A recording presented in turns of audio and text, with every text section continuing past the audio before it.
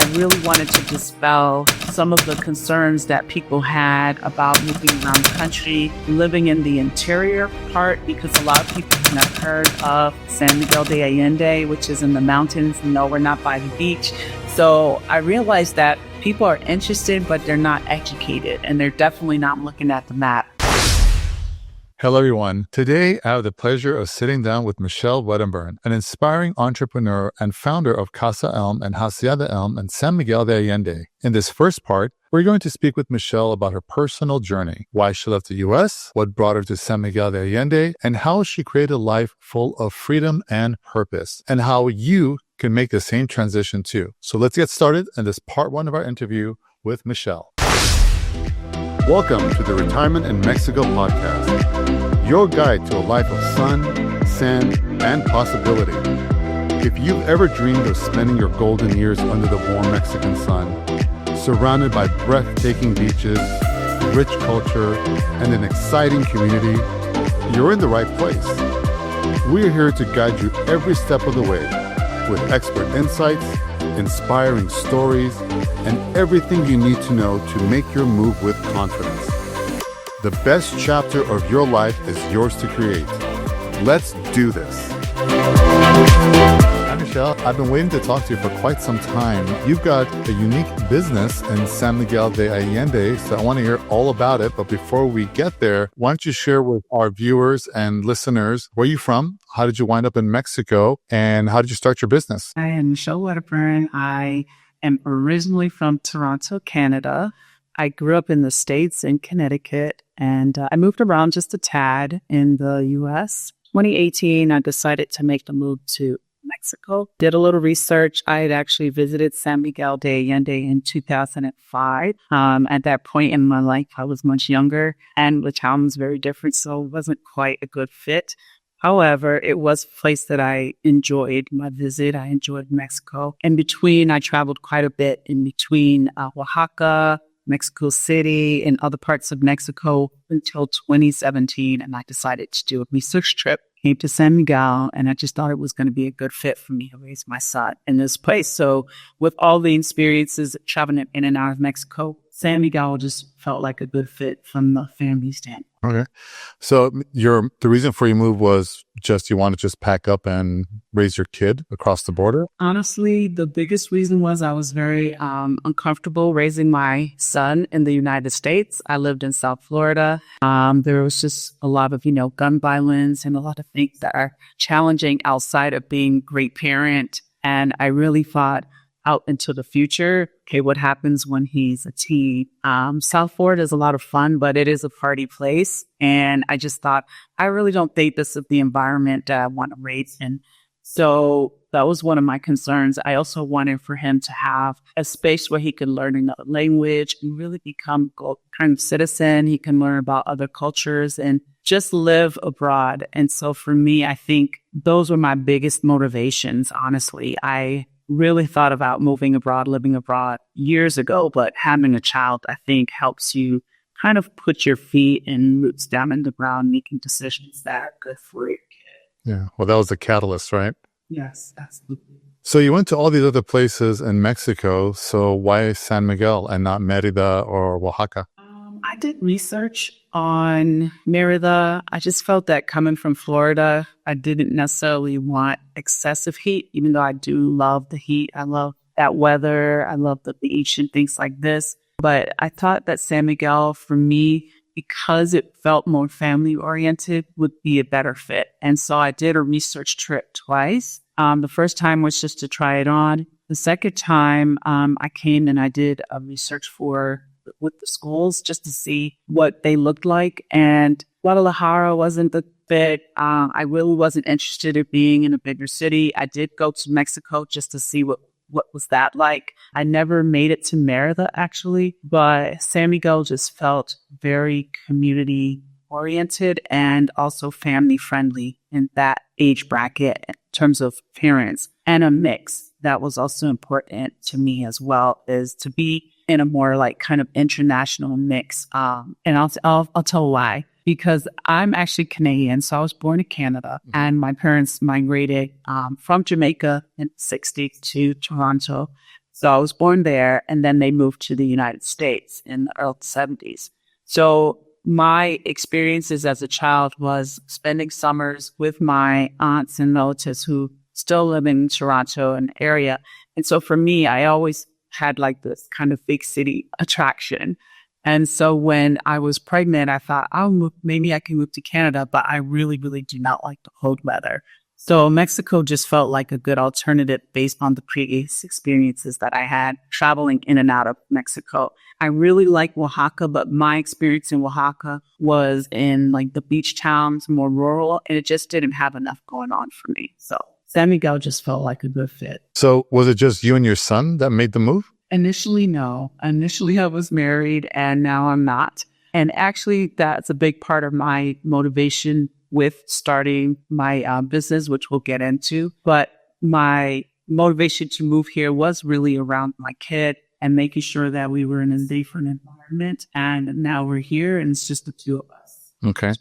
So, I mean, how old was he when you guys made the move? He was 6. So he had just finished kindergarten, and we came in June of 2018. So what was it like putting him in school in San Miguel, like the first year? It was interesting because, as I said, a second research trip I made, which was in February before he finished kindergarten, I came by myself. I interviewed 5 schools, and, I thought I was so prepared and ready for this experience. And when I got here in June, school was still on in Mexico, but we were out in the U.S. We were moving into our apartment. I decided on the school that he would start for first grade the following school year.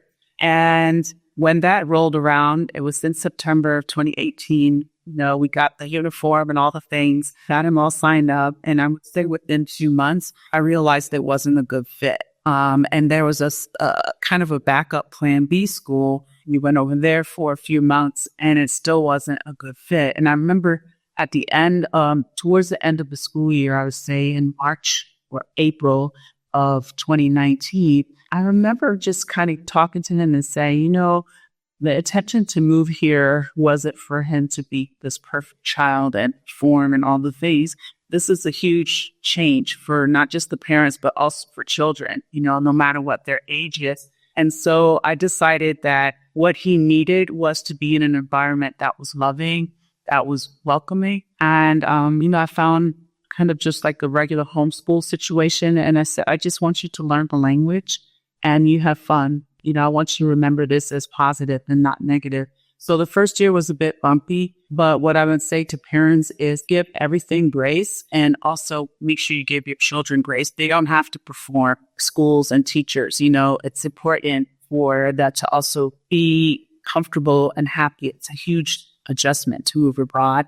And so for me, that was more priority than academics, especially in first grade.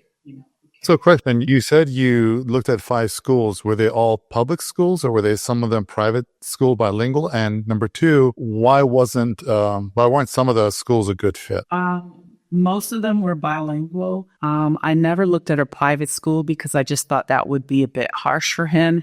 When I say never looked at it, never considered it, I did look at them. I felt that it would be a bit harsh for him to kind of be thrown into that mix, and there was no mix for him to adjust and things like that. I looked at some bilingual schools, if there was an international school. So the first year, I think the bumpy part was that he did not speak the language. And if you can't communicate, there are a lot of things that become complicated, right? Sure. Especially for children, because children always have conflict. So if you can't communicate what might be happening or the situation, then you have to be, as a parent, you have to be really aware of how you ask the right questions to figure out, well, how did that make you feel or whatever. You still have to let them learn through this experience. But at the same time, I think we can't just ignore that it's difficult for them too, because they're in a place that they didn't choose to be, per se. Personally. And so one of the challenges we had with the first school was I initially thought that they were going to put him in more like a Spanish class during classes where they spoke only Spanish, and that didn't happen. And so what was happening, he was just doodling and scribbling on all the pages. And, they kind of, not they complain, but just like, oh, he's nice because he doesn't know what you're talking about. And so I thought that it would be during those classes, they were going to pull him aside. So then we moved to the next school, and that's kind of what they were doing, but there were still the challenges. And then I realized I'll get a tutor, and I want him to enjoy school and learning. And I put him in more of a homeschool environment where they learned about plants and rocks and, just kid things kids like to do, things boys like to do, and I loved it because they learned about nature. They played outside a lot. They were almost on a kind of like a farm setting, which is very different clearly from, schooling in the U.S. in terms of public school. So for me, I started to learn about other school options. I met groups that were world school, unschool, homeschool, Shibidi that I had not really encountered in the United States. So I became more open about the experience and what fit him. And I hired a Spanish tutor who would come to my home and teach him Spanish. Now he's fluent. Actually, he teaches Spanish online. So that's how good he is at 13. He's teaching Spanish now? He is teaching conversational Spanish to adults. Wow. And how old is he now? 13. And he's got his little business already. He has Well, that's great. Well, question for you, Michelle, in terms of schooling, because I'm getting a lot of families moving here and putting their kids in school. So I'm kind of curious, what's the cost like putting your kid in school in San Miguel versus back in Florida? Well, private school, that's my area of what I've done. It's extremely affordable, and again, I never like to downplay what's affordable for us as foreigners versus people who live here. So I never use that C word.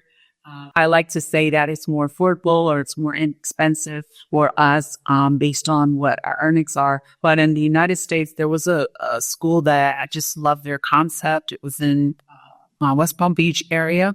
It was fairly new, but I just loved that, it was kind of a Montessori, I believe, setting. And it was, I believe, $18,000 a school year. And it was out of my budget. And here I pay approximately $400 a month for him to go to private school. And it's a pretty decent school. And I would say on average, most of the schools that are private bilingual schools in San Miguel are around that. It ranges, I would say, between $300 to $400 US a month. And you can do the conversion. That's a big difference. It is. And then they have their inscription fee, which is about the same. The school he attends, they don't have uniforms and all the things you have to pay for materials, but it's pretty affordable and like the schools because most of them are not overpopulated. Cool. So, Michelle, let's talk about your business. So you moved to San Miguel. Were you working somewhere? Did you start your business right away? So what did you wind up doing in terms of generating income? Okay. So as I said earlier, when I moved here, I was married and we chose to come down because we were both semi-retired. Well, he was fully retired. I was semi-retired. And when I came, I still intended to do retreats. Mostly, I thought I would do them maybe quarterly, bi-monthly or so for focusing on women's needs, wellness, and things like that. And then COVID came about because I started putting a plan together, I think in the middle of 2019. And I thought, okay, next summer, June 2020, I'm going to start my retreats. I was doing all the research and everything. And as the world, changed in front of us, that luckily, I had not invested any money, just a lot of time into it. I realized a lot of folks were asking me questions. Even in 2019, a lot of people started to ask questions about my life in Mexico, especially as a Black person. And I really wanted to dispel some of the concerns that people had about moving around the country, living in the interior part, because a lot of people had never heard of San Miguel de Allende, which is in the mountains. No, we're not by the beach. So I realized that people are interested, but they're not educated and they're definitely not looking at the map. I had a cousin once who said, I'm going to be in Cancun tomorrow, can you come and have a drink with me? Sure. Oh, we're 22 hours away by car.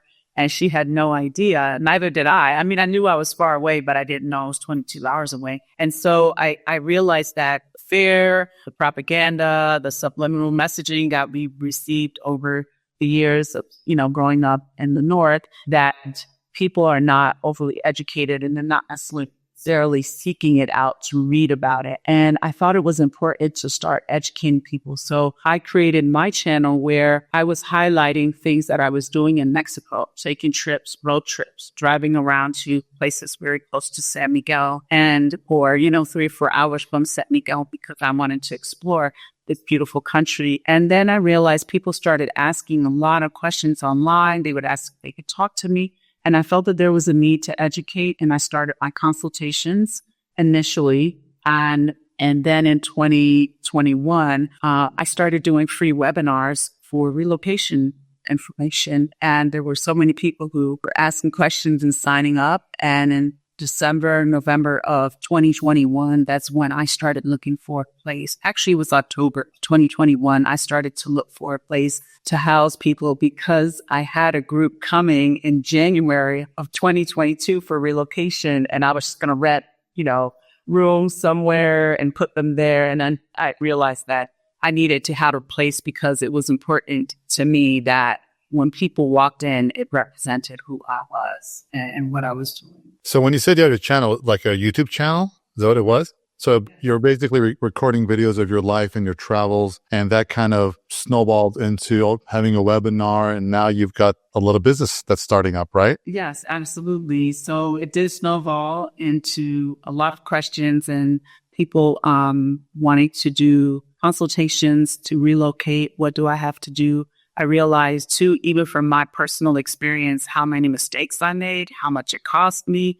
I didn't really have a connection to anyone in particular that I could ask a lot of questions of, other than the immigration specialist. Other than that, I just kind of I did everything on my own. I really was out there winging it, basically, and that's expensive. You can make a lot of mistakes and errors, and it costs you money along the way. So with the channel, it was to initially share my movements around Mexico. And eventually I started interviewing other, foreigners who were living in different parts of Mexico. And that took off, especially during COVID, because people had time to sit down and watch, YouTube. So you're looking for a place to house your guests that are coming over to learn about relocating. So, and then you finally got your own place? Exactly. Is that how?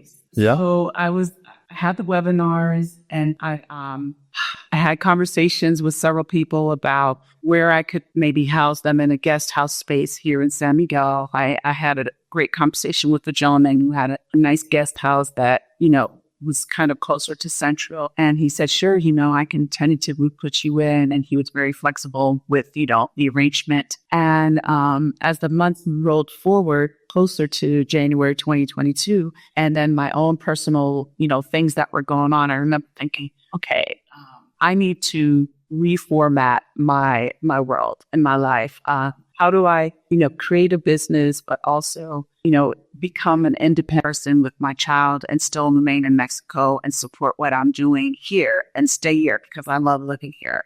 And I had a couple weeks of just something on my spirit that kept saying, go to this particular neighborhood. And finally I did it. And I rolled in front of this particular space, and there was a sign in the window, and I shared this story because I did not use a realtor. And I just took a photo of it, and I called the number. Later in the night, I actually just sent a WhatsApp, and the person responded and said, hey, I'll be in town on Saturday. And I thought that was strange initially. He said, oh, no, we live in Guadalajara. And I said, oh, okay. And so I waited a few days. And when I walked in, I remember feeling a sense of just excitement, but a lot of like, oh my gosh, like, what are you doing? It's completely empty. There's nothing in the space. And I panicked a little bit. And then I went home, and I remember I just stayed up almost all night writing all these things down in my notes for my business, all the things I had been working on, the consultations online, because I was just online. And I said, you know what? This is it. And I had a friend who said, this is the next level of what you're doing. Mm-hmm. And this was December 1st. And I had people coming on January 28th, 2022. And there was nothing in this house. And I just jumped in. I took the leap of faith. And by January 28th, I had bedroom set up, everything, you name it. I drove myself insane. But we got it ready, and 3 ladies came, and that was my first relocation tour in person here at Casa Elm. Casa Elm. Casa Elm. Okay. All right. And where did that name come from? Excat Life Mexico, sure. Say it again. Excat Life Mexico, ELN. Great. Oh, you basically got your feet wet and now you're setting roots, because I get it. Because once I opened up, when I moved here, I just had some odds and end jobs. I was a bartender, then a waiter. And then after, a year and a half, 2 years, I thought, okay, you know what? I want to get more established. And I decided to open up a men's boutique clothing store, and that's when things get real. Like you're signing a lease, you're hiring people, you're designing your business, and you're ordering products, opening a bank account. So now it's like, you're just not renting and just kind of working for someone else. You're actually you're starting your own business. So that is like the next step, because when I moved here, I was 32 years old. So I was nowhere near retirement. And so I needed to generate some decent income. So congratulations for doing that. That's a big step forward, right? So it is scary, but you did it. And just like you, Michelle, I went to do everything on my own. I don't know anybody to help me out. I did get an attorney who helped me get my business license, and some friends went with me to the bank, because back then they didn't have any English speaking employees at the banks, or tellers or staff. Now they do. So it was a bit of a challenge, and, I'm opening up a business in a foreign country. So that's for the first time. So congratulations. So tell us more about Casa Elm. So you said 3 ladies came down, correct? Yes. So what do you guys do? Like, how long are they there for? Why are they there? Is this like their educational exploratory phase? Or are these people ready to make the move, or they just need a little research? What service are you providing, and what are they looking for? Well, in this case, I think we were all here for relocation, but what does that look like for each person individually is different. And I've learned that over the years.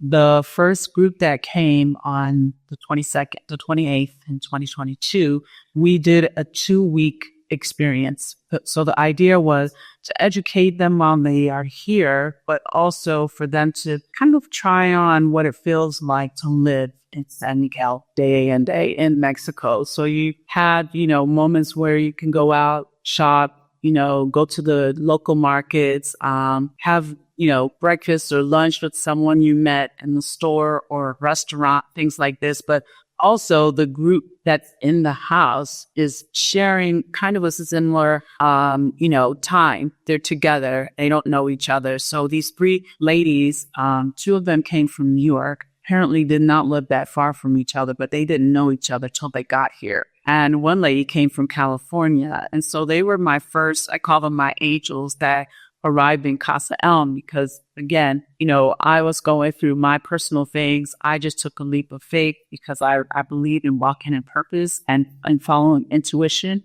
And that's what I did. And I knew that it was going to be a good thing. I just couldn't see all of the path in front of me, but I felt it in my gut. And I remember when they came, it was COVID. I actually got COVID, so I couldn't even spend the first week with them in the house. I lived in another place at the time. And so they 3 came, the house gave me some challenges, because it was the first time people had been in here day after day in and day out, because the house had been empty for 3 years prior. And so even though it was fixed up and we did all these upgrades and things like that, there were still some things. I remember one of my guests telling me that the shower almost blew her out because I installed the pressure system.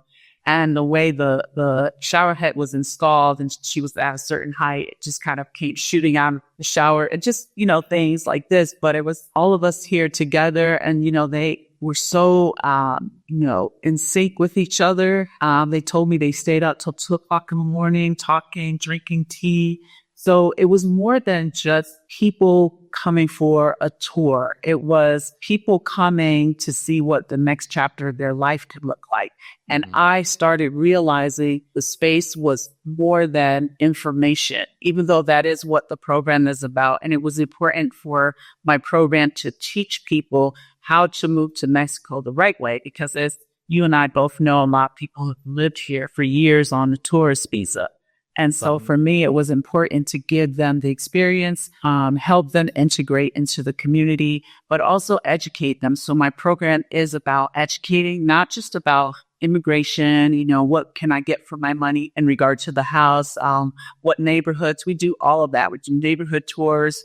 They get to meet with an immigration specialist, but we also educate them on cultural norms. So they do a tour, traditions. They learn about the city. They learn about Mexico. That's a big part of it. And I connect them with local people who do these things. So it's not just my program. It's a program that I facilitate in this space, but they are connected to locals who are experts in the things that we have as part of that program. And those experts get paid as well. So everyone kind of, gets to benefit from these experiences. In addition to healthcare, we do hospital tours.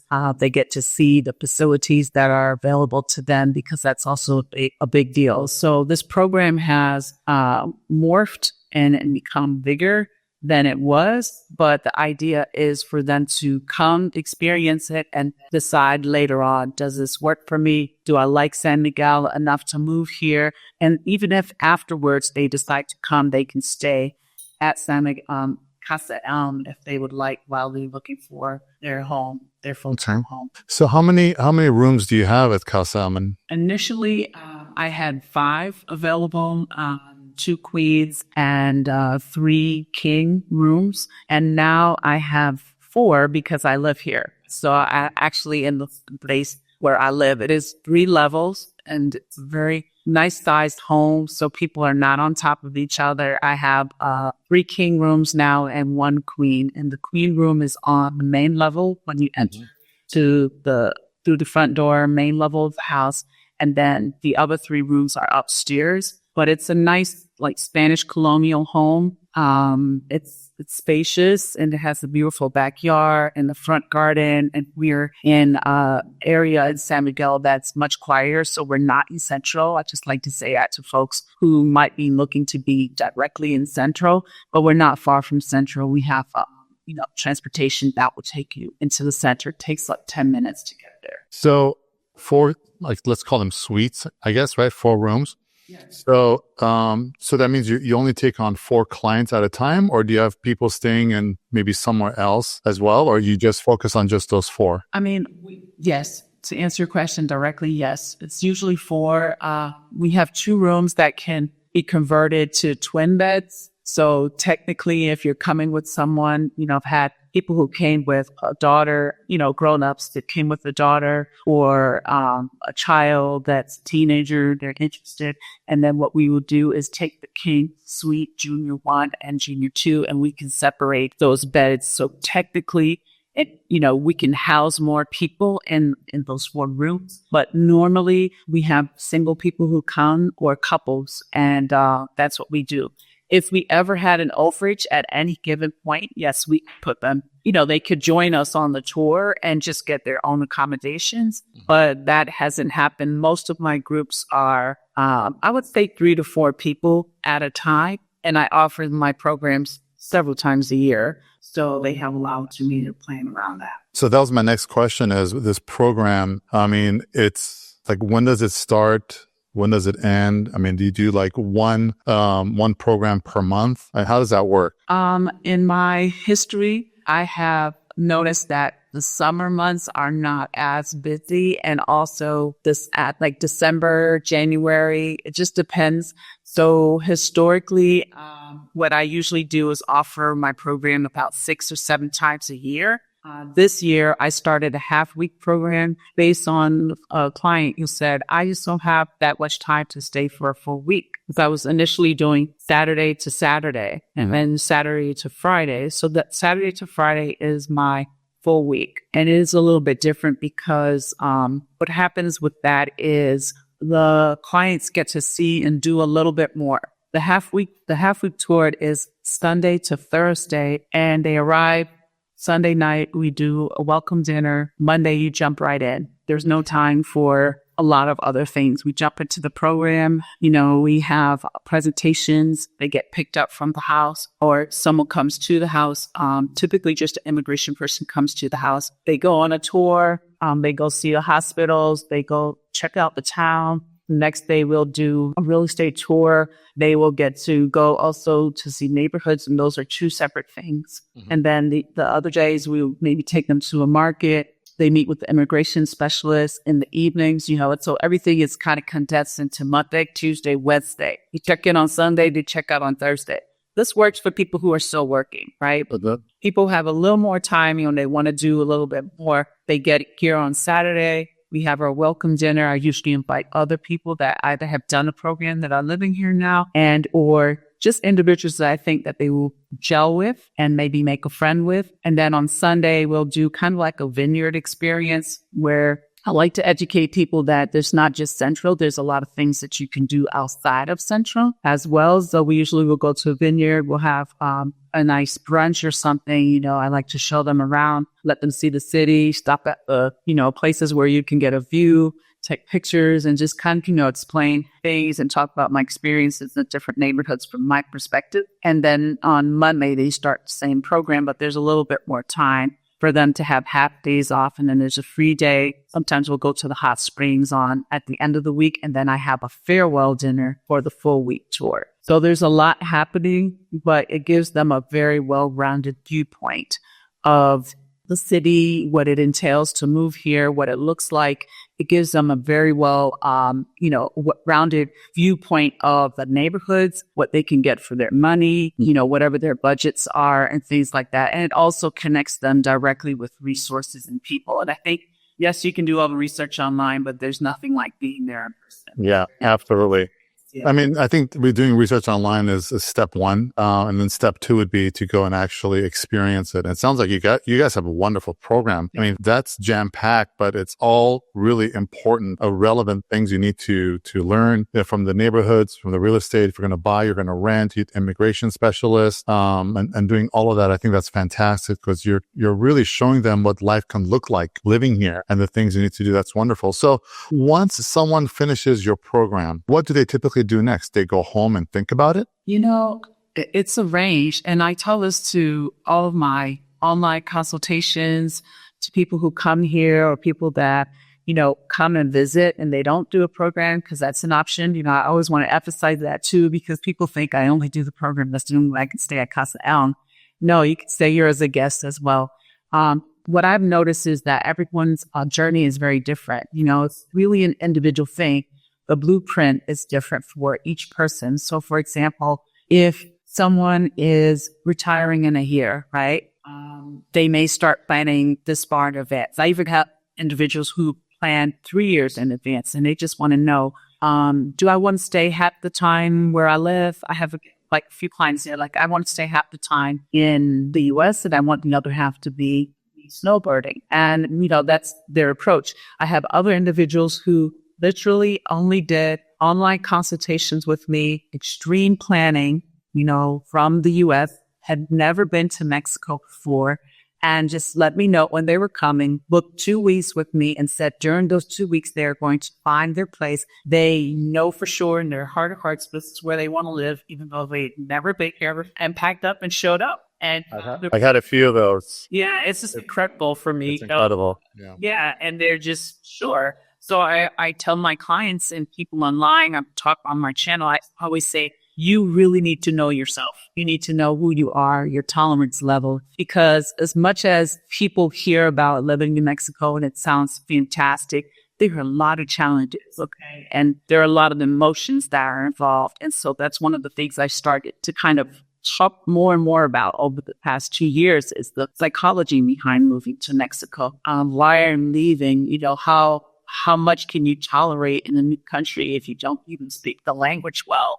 So these are all the things. So most of my clients, their situations are very different. Some do go back home. For example, I have a lady who came in February for my program. She was very determined, very planned. She came back and she did the half-week program. She loved it. She came back in April and stayed for about a week and a half. She found the house. She knew where she wanted to live. She has a dog. She said, I need a yard. I want to be in this neighborhood because they have yards. She found her house. She went back. She came back at the end of May, had someone fix, work on everything. And now she's back in the U.S. selling her property, getting her house in order. And she's already got her contract here. So she has a house here and she's still in the U.S. fixing everything, wrapping things up. I've had many clients who've done that. It takes about a year. I would say 6 months to a year if you really take your time. Your retirement in Mexico starts right here, and we're excited to be part of your journey. Every episode, we bring you the magic of Mexico, insider tips, and expert advice to help you take that next big step with confidence. Don't forget to subscribe and leave a rating and review on Apple Podcasts. It helps others like you discover the endless possibilities waiting south of the border. Got a topic you'd like for us to cover? We'd love to hear from you. Send your suggestions to info@tanielchampion.com. And remember, a life well lived isn't left to chance. It's created with intention. See you next time.